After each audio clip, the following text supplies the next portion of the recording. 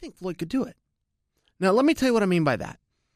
No, he's not going to go to the top of the bill. No, he's not going to win championships. No, he's not going to do those things. What I am suggesting for you is when you have a world-class athlete, which MMA does not get a whole lot of, okay?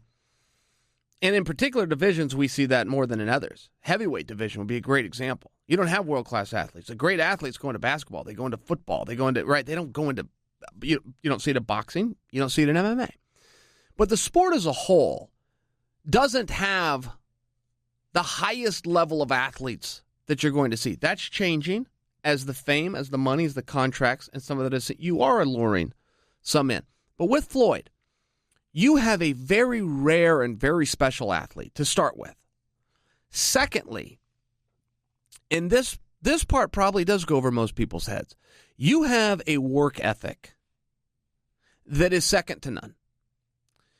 Floyd Mayweather outworks everybody. He puts in more time, he puts in more sweat, he puts in more days, and he puts in more rounds than anybody else in sport. Not just the sport of boxing. Anybody else in sport. So if you took him, even at 40 or 41, wherever he is right now, but he did apply those same hours and that same drive, now he's not going to have a lot of time. Not going to have a whole bunch of time. It's got to be pretty quick before he's in there.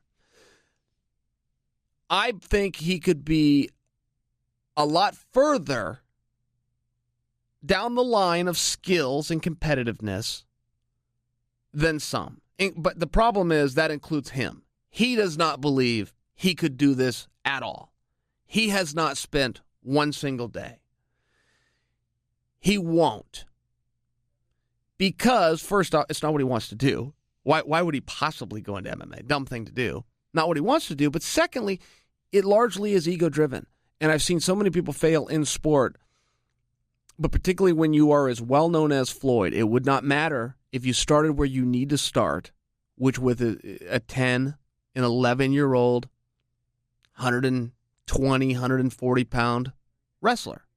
He needs to go grab a middle school kid, and he needs to wrestle a little bit, and then work his way up, and all of a sudden he's, with a 160-pound 13-year-old, and he'd probably top out with about a 15-year-old, a freshman in high school. That'd probably be where he tops out at. The problem is they're going to clean the mat with him. And when you have an ego like Floyd that he's earned that ego. This is not a kid that woke up on third and acted like he hit a triple. This is a kid that started with nothing and made it to the top. He's got the right to that ego. But it also behooves trust against you, right? I need to be able to trust my workout partners. I need to be able to go in the room, get a good hard workout, and whatever happened, happened. You don't go to the media, you don't embarrass me, you don't go send pictures out of you holding me down and, pushing my ankle in my ear and all the things that are going to happen to Floyd by a child. A child is going to do that to him. And I think that would just deter him. He's just going, man, there's nowhere I can go. There's no coach I can get. Somewhere this is going to get out. These guys aren't going to think, hey, this is great, and thanks for bringing me along on the journey. They're going to go and try to get over that, I'm a seventh grader, and I kicked Floyd's ass in the practice room. Yeah, and I know it sounds kind of funny, but I don't mean it in any tongue-in-cheek. I mean it quite sincere. These are the things that are deterrents, and you don't see those in MMA. You don't see those in, even wrestling. Floyd would be surprised to know he could trust that kid. He went into a wrestling room. There are rules in wrestling that are followed, and you could go on Google, you could go search this, you could try to prove me wrong, go back 100 years, you won't be able to do it.